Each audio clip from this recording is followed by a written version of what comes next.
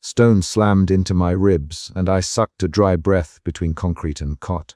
Fear pushed my fingers to count the inches that had vanished since dusk. I could not speak without drawing blood from cracked lips, so I counted aloud. 22, 21. Fear made my mouth work. I am a man who writes measurements to survive.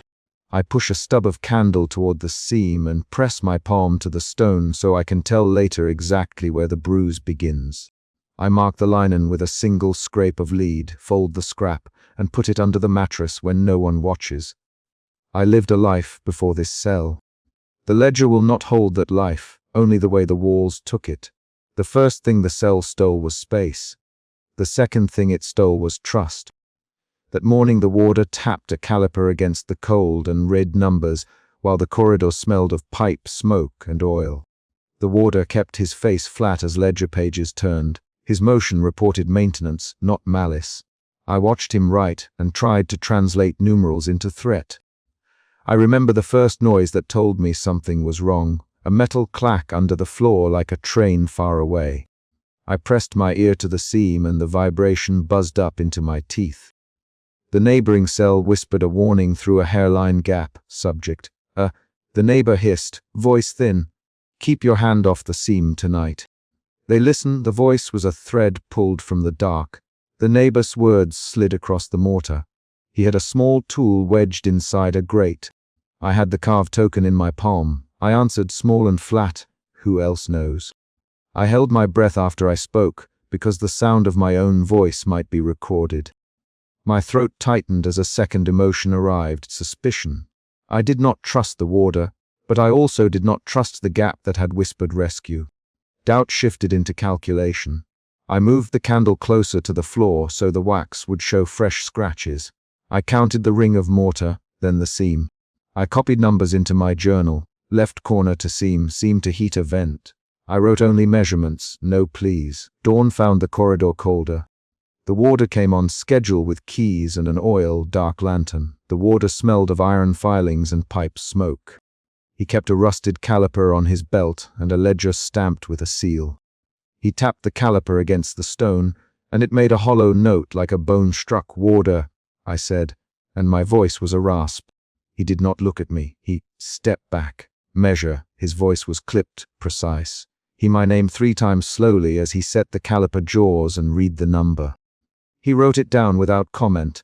The ledger swallowed the measurement. I asked, why does it change? The question left a raw edge in my mouth. The warder shut the ledger with a motion like a final door. Protocol, he said, record. His answer did not soften the seam beneath my cot. It sharpened it. My fear budded into anger. Anger tightened my hands around the carved token. I felt the token's ridges like proof that someone once meant me well enough to carve wood for me. The token made the anger a thing I could hold. When the warder left, the corridor settled. I pulled the tool the neighbor had pushed through the gap. The neighbor's voice came again, nearer now. Subject, if you can wedge it, stop the track. Stop it tonight. I held the tool and thought of the seam. A plan grew like a splinter, tiny, precise, and painful. I would force a gap. I would jam metal between stone and track. If the track could be fixed, the walls could not close. I worked with my fingers until the skin split. I pried at the seam where the wall met floor and found a rusted track. The track had been engineered to accept a bolt. A narrow groove carried the metal. I could feel the mechanism's teeth with the tool's tip. I whispered to my neighbor, push harder, careful. He breathed, careful. Subject, The warder listens. My hand shook as I forced the carved token into the gap and hammered with the small tool. The token dug into wood, then into a sliver of metal. I jammed until the token bent and the metal shaved against stone. The seam yielded a fraction of an inch and the cell breathed a shade wider. A footstep on the corridor made me freeze. The warder returned quicker than the routine. He carried a supervisor's stamp and his face held no hurry. He paused at my doorway and his shadow filled the threshold like a door closing. "What are you doing, subject?" He asked. His voice did not rise, but it did not need to. The ledger was open in his hand and a fresh stamp waited between pages. I made a decision in a fraction of a second. The token was still jammed. The tool lay on the floor. I let my palm fall flat over the seam and pretend to count scratches. My voice was steady when I said, measuring the floor, "Warder." "It feels loose." He came closer and tapped the caliper against the stone. He tilted his head, the small burn scar on his forearm catching the lantern light. He did not smile. He did not ask for the token. He only said, "Keep your hands to yourself." I understood then what the ledger meant. The warder treated the shrinking as maintenance. He treated the human trapped inside as a number on a page. His loyalty was to the stamp, not to me. Tension grew into a narrow, bright panic when his foot found the tool. He picked it up without looking at me and pocketed it with the same motion that closed his ledger. He ran the caliper along the seam and the sound of metal on stone seemed to measure me. "We cannot have interference," he said. "Protocol is clean." I felt anger harden into resolve. If the warder viewed the seam as infrastructure, then damaging the mechanism might force him to reveal more. If the track jammed, someone would have to open the shaft. Someone might see the wear on the stone. I set a small plan. Force a gap, wedge metal, force inspection, see the mechanism. I asked the neighbor through the seam, "Can you steady my hand?" He pushed his fingers through a hairline hole and clenched them around the token. His touch was brief and slippered with sweat. "Steady," the neighbor said. "Steady, subject. When he leaves, scrape the mortar." "Take the first ring." We worked in silence. The warder stamped the ledger again in the corridor. Steps retreated. The cell felt like it had returned to its ordinary pressure. I pried until blistered skin came away. I dug the smallest chink into the track and slipped a sliver of metal in. The carved token bent but held. For a moment the seam would not close another inch. Then the warder returned with another man. He had a supervisor stamp in his hand and a face that looked like ledger paper, expressionless, thin-lipped. He leaned in the doorway and watched without speaking. The warder nothing as he set the caliper. He placed the caliper jaws at the corner and tightened. The supervisor watched the numbers and made a small, official noise.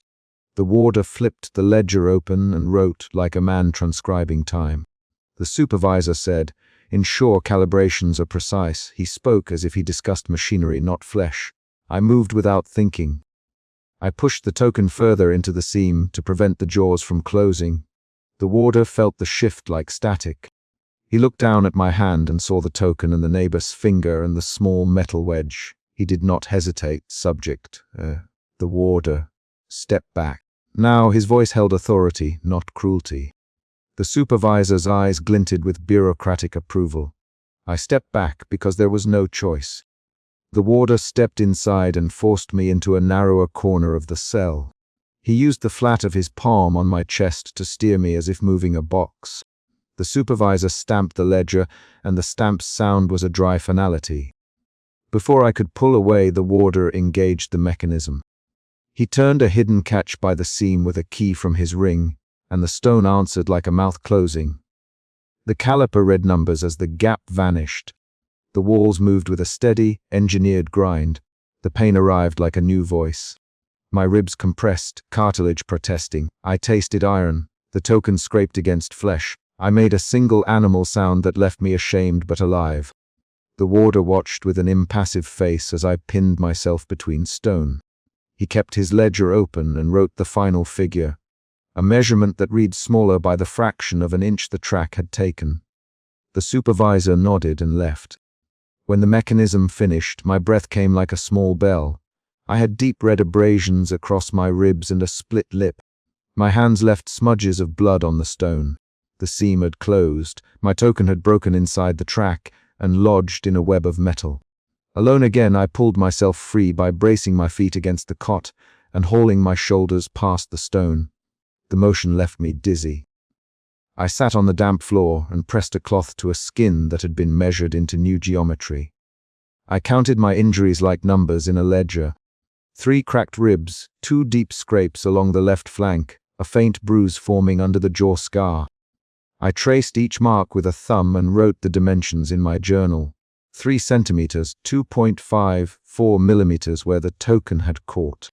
Writing turned the pain into proof. I folded the scrap and slid it beneath the threshold while the corridor held only the warder's retreating steps. I wanted an outside to the cell's calculus. I wanted a record that would not be stamped away. Minutes later I heard the ledger close in the corridor, and then a lighter step carrying distance. The warder had left the stamping to ritual, and the stamp had sealed a policy. The neighbor's voice came soft through the seam subject. He said. You put your scrap where they could find it, I whispered back. I put it where they would breathe it in. They will carry the paper. They will handle it. He made a sound that could be either laughter or the scraping of his knife on a bold subject. Bold, I slid my own folded ledger under the door and used the last of the candle to darken the page. I wrote one more line, the warder's ledger number, the time he stamped, and my measured injuries. I folded the paper so only the last line showed and pushed it under the threshold before the door could close again. A footstep paused. The warder's shadow brushed the doorway. He did not enter. He only tilted his head as if reading air, then moved on. I lay back on the cot and pressed my forehead to my knees. The room was smaller now in a way the seam could not measure. My choices had narrowed. I felt a change in myself, a shift from fear into a brittle clarity. I would not beg. I would record. I would force someone to read numbers. Outside, the corridor resumed its indifferent ritual. The ledger would be stamped again and again. Inside, my skin would remember the compression, counted once more, each new notch in flesh and clay until the candle smoked itself out. The last sound of the chapter is concrete. The warder's ledger sliding closed under a stamped page and the small scrap of my journal tucked into the seam. The door clanked. The corridor swallowed the steps. The threshold shut on my folded proof. That is how the first margin was written, with a carved token, a neighbor's hand, a warder's stamp, and a body left to tally its cost. The warder pressed the rusted caliper hard enough that the metal bled warmth into my side, and I tasted iron on my tongue. Fear sits at the base of my throat now. It sits there because the warder's hand is steady and the mark is measured with practiced certainty. The slab that hit my ribs the first night is still a bruise under my ribs, a concrete bruise that matched the ledger's first line. And the problem is exactly what I first wrote down. The cell loses space every night and my body becomes proof. The warder does not speak comfort. He lays the caliper flat, feels the new gap between stone and bone, then scribbles numbers across my skin. He says, "Stand straight." He says it like a command in a routine, and the sound of his voice is the baseline of this room. I straighten. My breath pulls sharp against the linen that clings to my chest.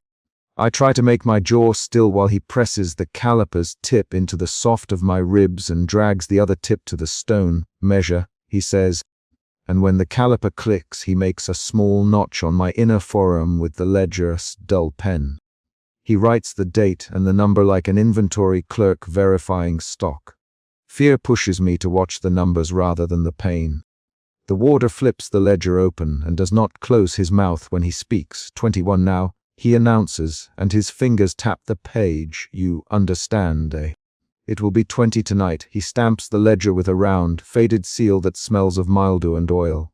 I feel suspicion tighten my hands. Suspicion prickling into fear. I remember my first night. The stone struck. I counted aloud when I could not speak, and I learned the rules by tracking inches. Now the rules are on my skin and in his ledger both. The cell is small enough to count the breaths between the cot and the wall. The warder steps back, lantern swinging, and for a moment his silhouette fills the doorway like a closing gate. "You will keep writing," he tells me. The warder's voice is a bureaucrat's cadence. He draws the cruelty into a neat motion. He does not explain purpose. He enforces continuity. A thin voice answers from the gap between cells. "Do not let them take the names. Hide them." The voice is fellow prisoner B. I can see B's finger through the crack, a banded knuckle, a scar across the thumb. B is the one who taught me to press pencil into the page at an angle, to make letters that would smear if someone tried to scrub them out. B's hand retreats when the warder turns his head toward the thin slit of stone. The warder is methodical. He watches the gap like a ledger watches debts. The warder lays the ledger on my knees.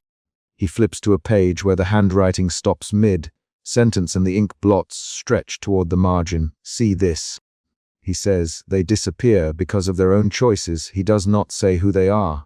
He implies the schedule is a process, not a person. He traces his thumb along a name and then rips the corner from the page, drops it into his coat. The tear is crisp. The action changes something inside me from panic into a brittle anger I will not name aloud. I pull my sleeve up with a hand slick from sweat and blood and press the ledger against my leg. The warder watches my fingers. He tilts his head, and there is a known, measured patience in the tilt. I feel my hands shake and hide it by pressing the ledger's edge with my thumb, pressing the page flat, so he cannot see the new entry I had begun. My throat tightens. Suspicion becomes action. I will not let the ledger be reduced to a list of dates and missing endings. I slide the cheap twine from my pocket and tuck the page under my arm while he stamps the ledger closed and leaves the lantern's light to pool in the doorway. When the door bangs shut, echoing down the corridor, fellow prisoner B whispers through the gap. They catalogue us like instruments. "How long do you keep counting, eh?" His voice carries a gravel aftertaste. I say, "Until someone remembers us by number or until the stone crushes the name. Whichever comes first, that exchange twists the emotion again. Anger into determination. I press the ledger against my ribs and count the numbers on my skin with a trembling thumb. I have been keeping this ledger for 7 nights now. The first night's entry begins where my memory begins. I wrote 22 and then stopped when the slab struck. You heard the first night's bruise. You heard the first night's panic. This night the warder wrote 20, one on me, as if the number were ownership. I let my mouth fill with the plan that grew out of B's warning. Hide the names, expose the mechanism. Early prawn, the warder returns with the ledger under his arm and a small ring of keys clacking against his belt. He moves like someone who sleeps with his eyes open. He opens the ledger to a stained page where the handwriting vanishes into a ragged margin. They do not always finish what they start. He says some stop writing mid-line. Some pick at the stone until they bleed. He lifts his chin at me, and the lantern light catches the burned scar on his forearm. "Warder," I say, and I force steadiness into my voice. "Why the markings? Why does the wall move?" The warder does not answer immediately. He taps the ledger's spine with a short finger, and the keys at his belt jangle. "Protocol," he replies. "Orders. Maintenance." Each word thins the air. His tone implies distance, removal. I push because I need concrete answers, not euphemism. Orders from who? A name, a seal. A place. He looks at me like a man considering whether to throw away a used tool. "You are not meant to know that. You are meant to record it. That is your duty. That is how records keep themselves clean." B's voice slides through the gap again. Look at the corner near the floor. There is a loose stone. They hide bolts there. The moment B mentions bolts, my hands find the edge of the floor with practiced movement. My fingers search the mortar as if reading Braille. The warder watches but is distracted cataloging dates in the ledger. I feel a jitter of hope that shifts the mood. Fear into cautious calculation. While the warder flips the ledger to other names, I press my thumbnail into the mortar seam. The nail catches on a hairline fracture. I lever gently and a sliver of stone comes away. Behind it, wrapped thread clings to a thin metal rod.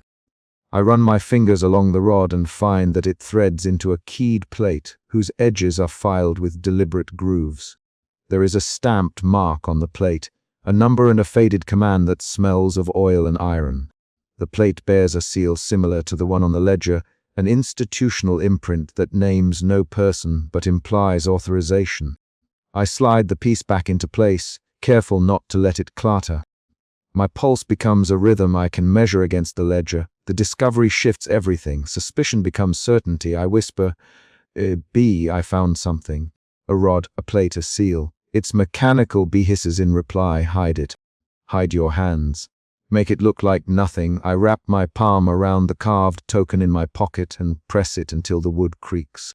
The token is small enough to hide under thread. It is my anchor. The warder glances toward the corner. He does not approach. He touches his caliper, the same instrument he used to mark me, and he tilts the lantern so that the light grazes the seam of stone. He hums. The hum is a signal he uses to measure silence. You should not pry at walls, he says. Finally, that is not your task. His voice is clipped, practiced. I choose to keep my hands empty and my face blank. He makes a note in the ledger and then moves to the doorway, where he stamps the page and leaves a smear of ink across the margin. When he leaves, I try to jam a scrap of broken metal into the rod's threading. My fingers are small and raw. I wedge the piece and twist it to catch the thread, hoping to seize the mechanism that moves the wall. At first it resists. Then the scrap slides between grooves and locks with a faint metallic click. For a breath, I think the rod will not turn again. I hold the scrap like a splint, my hands shaking as if they are a separate body. The warder returns earlier than he should. His lantern is low and his steps are quick. He snatches at my hands and the scrap slips free. He curses once short and sharp, and his palm meets my wrist. "You fool," he says, and the word is not an accusation but a calculation. "You have no idea what you break when you break this." He tightens the bindings at my wrists with a practiced motion and drags the ledger from my lap. "You will not touch the mechanism again." He opens the ledger to the place where I had tucked a half written name and rips out the page with the speed of a surgeon removing tissue. Our conversation breaks into a rapid exchange of hands and words. "Warder, you can T." I begin a done T move. He snaps, "Your hands, stop."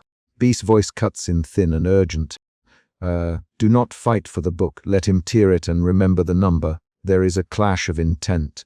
I try to wrench the ledger back. He grips the cover and I feel the sharp edge of the paper against my palm. We exchange 3 short, sharp lines in the scuffle, our speech punctuated by the scrape of leather against stone. He says, "Let go." I say, "No." He replies, "You will lose more than a page." The rapid back and forth tilts the scene into violence. He yanks the ledger away with a movement that pins me against the narrowing wall. The rod that runs inside the seam strains.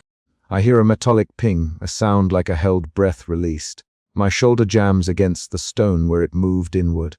My hip scrapes the raw edge of concrete.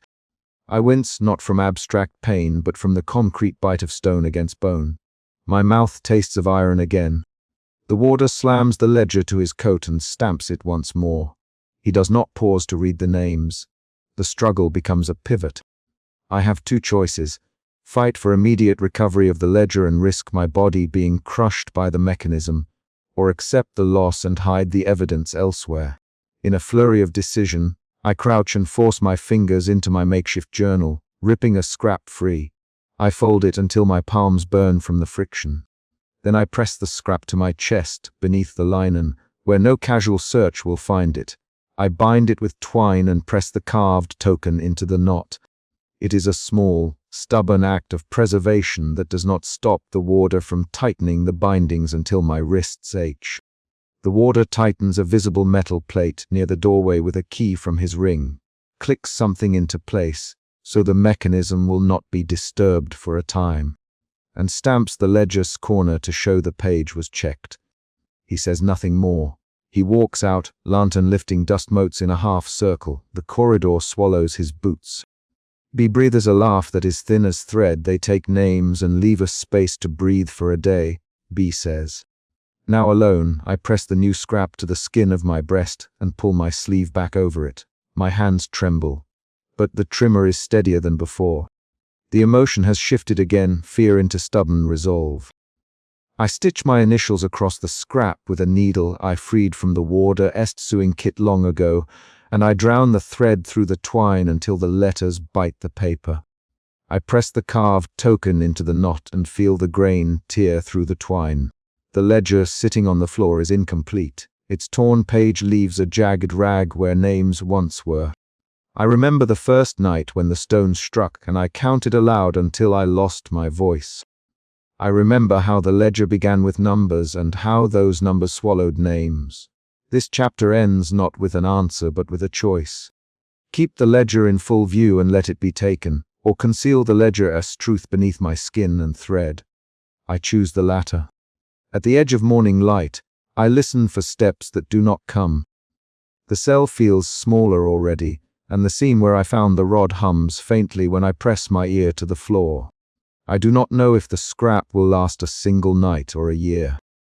I do not know if the warder will return with more force or if the overseer will send someone who reads seals and knows which names to burn.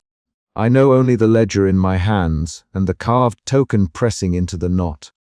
I tie the knot again, harder, and whisper names into the paper with the needle's tiny point. B taps the wall through the gap in a slow, measured pattern. He whispers, "You did what you could." His voice contains wear and a recognition that functions as a small mercy.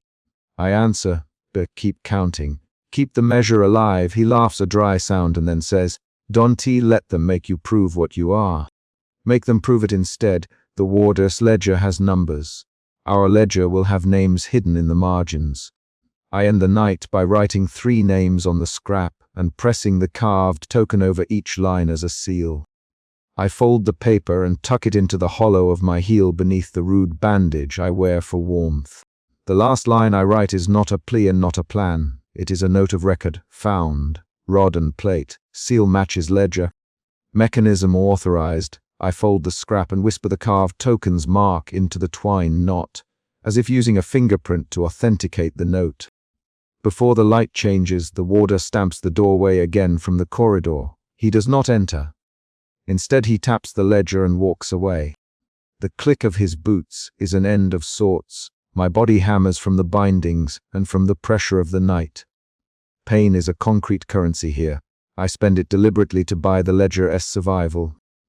I take a moment to breathe with measured lungs, to force oxygen through a throat that tastes of iron, to press the carved token into the loop of twine until the wood squeaks. Outside, somewhere beyond the stone, authority issues orders in quiet commands and faded stamps. Inside, names persist in a scrap no ledger can catalogue without tearing. I feel a small victory that is not triumphant. The ledger lives in hidden stitches. I count the breaths between my ribs and the stone. I count the stitches I made. I tuck the scrap away and place my hands over the carved token buried in twine. A knock sounds at the door, 3 short taps that are not the warder's cadence. The sound is a concrete, physical event, and it arrests me. I sit up, hands already moving. The knock is the chapter's final beat, an external interruption that demands a response and ties directly to what we did. I press the carved token into my palm, feel the grain, and wait for whoever stands beyond the stone to choose whether to open the ledger or to keep counting the distance between bone and wall. That is where the chapter closes. With my hand on the token, the hidden scrap in my heel, the ledger repaired as best I can, and the knock at the door that promises a new motion. I listen for the answer. A slab of stone slammed into my ribs and I coughed blood before I could find my voice. Fear tightened my fingers around the journal. Fear made my hand hold the pen steady. My first act was not prayer. I counted inches and spat numbers into the dark. The cell had narrowed again and the ledger was the only place I could name what they were doing. I pushed myself upright, breath burning, and saw the seam of the wall closed a hair further than the night before. The mattress was folded into a tighter corner. The candle stub burned lower. I tasted metal where my lip had split. I forced the pen and wrote, keeping pace with the pain. 1918 and a small shaky dash where blood smeared ink. The contest was simple. Measure the loss and survive the measurement. I had kept a ledger since the first night. On night 1, stone had slammed and I had counted aloud to stop myself from screaming. On night 7, the warder pressed his rusted caliper against my side and I tasted iron. Those 2 nights exist as facts in my book. I do not dispute them now. The ledger sits on my lap by habit and by plan. I keep numbers because numbers can be proof. The first 5 sentences must show what threatens me. The culprit is clear. A program of contraction enforced with tools and stamps. I am a single body in a single cell. That body leans toward one need, to record the mechanism before my limbs rearrange into its shape. I am subject. I am not a leader. I am a man who learned to catalog pain. I am late 30s, lanky and hollowed by confinement. My hands still know the carved token in my palm, and they return to it when the room grows tight. The warder is there tonight. The warder always comes. A footstep scraped the corridor. Metal keys chimed. The warder's silhouette cut a rectangle of lantern light at the doorway. "Put the journal down," he said. His voice was the instrument that made routine from harm. He stepped inside without closing the door. I set the pen down slowly. My fingers shook. The warder moved without hurry. He tapped the caliper against the stone as if it were a clock. I watched him set the instrument to the seam and press it forward. He tested the width against my ribs. He did not flinch. The procedure smelled like oil and pipe smoke. He did not treat me like a man. He treated the cell the way a carpenter treats a table he will alter. How many now? The warder. He did not use my name. He never used my name when he measured. 18, I said. He made a small notation in his ledger and then inched the caliper a fraction. He marked my skin with a shallow line of ink. Me to show him the mark, I lifted my sleeve and traced the line with the back of my finger. It hurt. The ink had dried into the crease of my wrist. He set the caliper and folded his hands. "Supervisor will want this stamped," he said. His eyes were flat. He held the ledger like a tool. He did not ask if I could breathe. I shifted between fear and a brittle clarity. Fear kept my throat tight. Clarity made my hand reach for the carved token under my palm. Desperation drew my fingers to the seam. I had not come here to die without leaving a physical sign. I had come to wedge truth into the mortar. When the warder turned his back to fetch the stamp, I slid the token into the seam. The stone had a hairline gap. I felt the token press against the rough edge. It did not stop the motion. The wall slid a fraction and my ribs thundered against new pressure. The warder spun, lantern light cutting across his face. "What are you doing?" he said. He moved like a machine to the seam and pulled the token free with 2 fingers. He lifted it, cold curiosity plain. "You know better," he said, and his mouth made that exact indifferent line. I tried a different move. I jerked for the caliper where he had set it on the bench. My hand closed on metal. The warder reacted the exact way he had on night 7. He grabbed my wrist and his fingers were a clamp. "Stop, subject," he said. "Stop." His voice did not rise. The warder never raised his voice. He used economy and the small violence of touch. The corridor door opened wider and a shadow stepped in. The shift supervisor entered with a stamp case and a ledger stamped in faded seal. "This one," he said, and he did not look at me. He nodded at the warder while reading the numbers. His stamp was worn into the handle like a habit. He flipped one page and then another. "Accelerate the cycle," he said. "2 more marks tonight. Log all changes." He tapped the ledger with a thumbnail. I felt a new rise in my chest. The pressure moved from fear into something that tasted like anger. I pulled at the warder's grip and then held still when he tightened his hold. Hands moved. The warder, the shift supervisor, and at the edge of the doorway another warder watched with a lantern raised. The presence of a third body changed the geometry of the room. The threat became communal, sanctioned, subject. The shift supervisor, speaking as if to a report, "You will assist with marking." His words framed my body as a page to be written upon. He did not ask consent. He did not need it. He tapped his ledger as if to remind me this was a rule. They made me stand. They ordered me to lay my palm flat and present the shaved flesh. The warder held the caliper while the other warder steadied my shoulder. They measured the seam, then the distance to my ribs, then the width of my chest. The caliper touched my skin and left a cold ring. Each touch felt like a machine reading. Each touch recorded me in the ledger. Under the warder's instruction, I traced the incised lines on my forearm with my nail. He had shaved the hair and marked numbers in ink days earlier. The marks were not decoration. They were measurements, and they mapped the cell's blueprint onto me. My skin carried the plan. When I drew a line, the warder watched the way my jaw clenched and noted it in his book. A second external event occurred. The shift supervisor stamped the official ledger and announced a schedule change. He held the stamp over the page and pressed down. The sound hit harder than the caliper scrape. He set the stamped page back into the ledger and closed it with a snap. Faster rotation, he said. Document anything irregular. I tried to wedge my fingers into a seam again while their attention was on the stamp. The warder felt the motion and his grip tightened. Stop, he said. Do not try that again. He slapped the caliper against the wall in a small show of force. The other warder stepped forward and placed a hand on my shoulder like the closing of a hand. I shifted from anger to a brittle, practical resolve. I had one plan: break the mechanism or leave proof where their record could not erase it. I ran my thumbnail along the edge of the journal page. The ink bled where I had smudged blood the first night. The ledger smelled like wax and iron. My choices were simple and dangerous. At dawn on the 7th day, I had tried to pry at the seam and the warder had tightened his grip. That memory was concrete. It fitted into everything that followed. I used it now when my hands moved. I had learned his rhythms. I had learned that he checked the caliper with a specific tap, and that he breathed 3 times before he signed. I used that to time a lunge. The lunge was clumsy.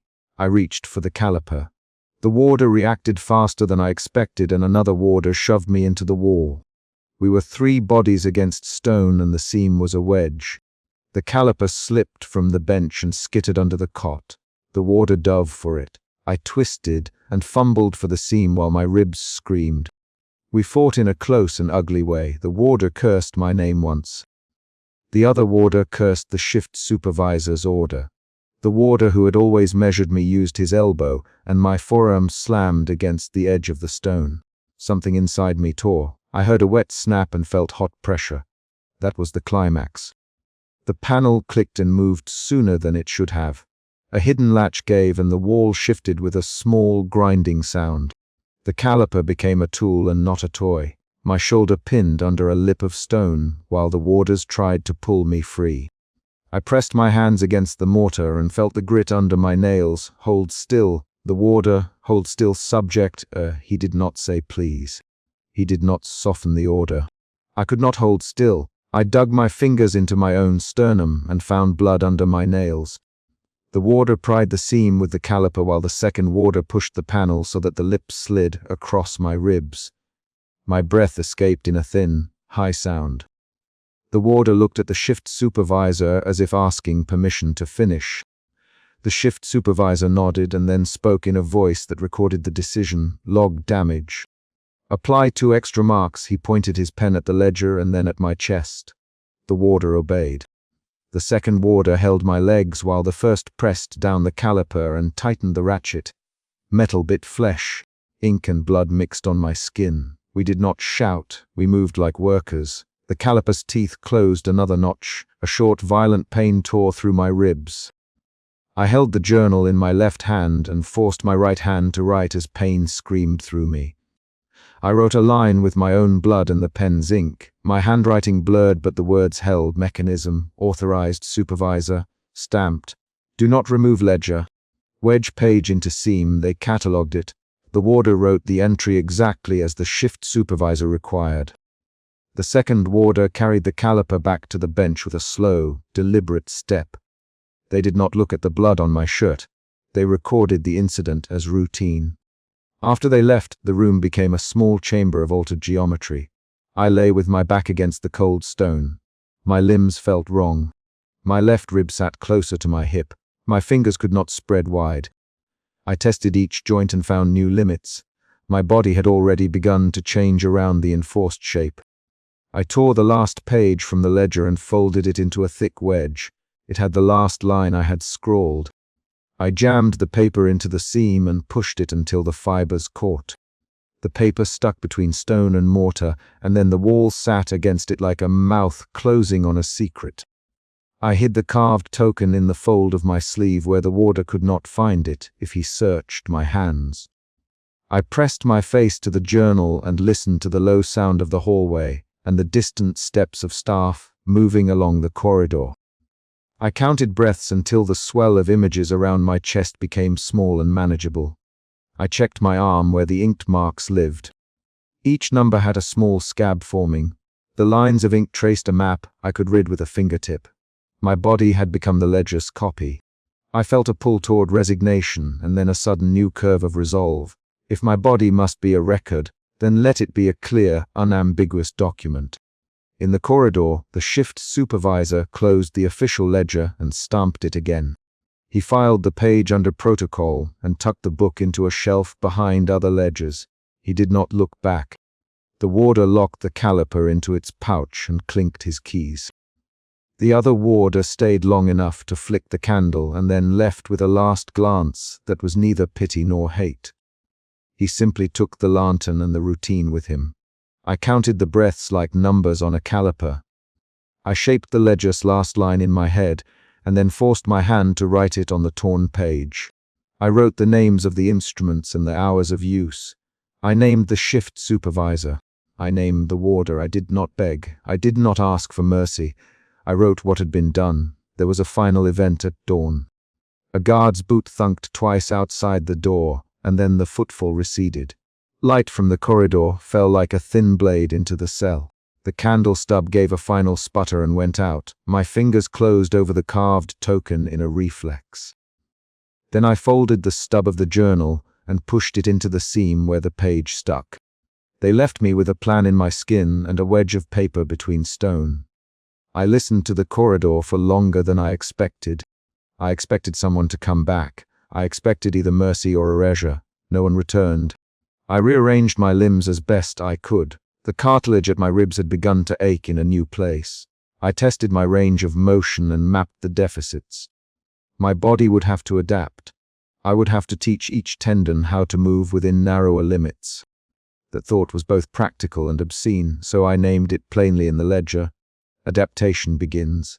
Observe and record. I folded the ledger so that the first entries were visible and placed the carved token where a future occupant might find it under my sleeve's cuff. I pressed the paper into the seam and hammered it home with a small stone until it would not slip free. When the warders came to stamp the record, they would see their own handwriting and their own seal. They would record the incident as maintenance. But the torn page would hold the exact words and the names. The wedge of paper would be a small, stubborn truth wedged into the structure itself. I whispered a short list of names into the dark. The warder, the shift supervisor, the other warder. I said each name like a firm measurement. Saying them anchored them. Saying them invited record and memory into the mortar.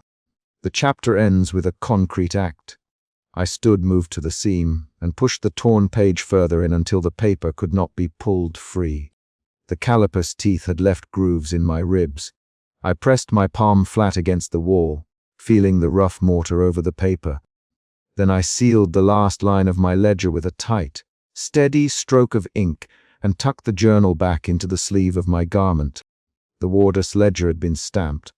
My ledger had been hidden. The system persisted, but so did this wedge of evidence. They will file the damage under protocol. They will extinguish the candle and close the corridor. They will not recognize the ledger as a threat until another hand finds the wedge. For now, the cell is narrower and my limbs are changing. For now, I have left one last line and one last witness, the paper between stone and mortar. My last sentence tonight is an action. I seal the paper in place, press my forehead to the cool wall, and breathe in the room's stale air until the pressure eases. They stamped the ledger and left my torn page wedged between stone and mortar.